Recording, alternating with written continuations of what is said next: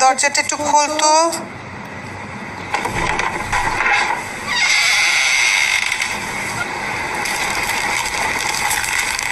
আপা, গোফরান তুই? হ্যাঁ, রিমঝিমের জন্মদিন, তাই উইশ করতে চলে এলাম।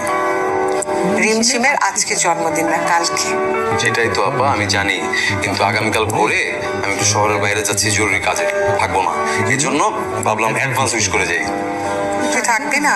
না আপা, আসলে হয়েছে কি, আমেরিকায় আমার যাদের সাথে বিজনেস, ওদের সাথে একটা জরুরি মিটিং এ বসতে হচ্ছে। লম্বা সময় নিয়ে মিটিংটা হবে, সো কখন ফ্রি হই ঠিক নেই।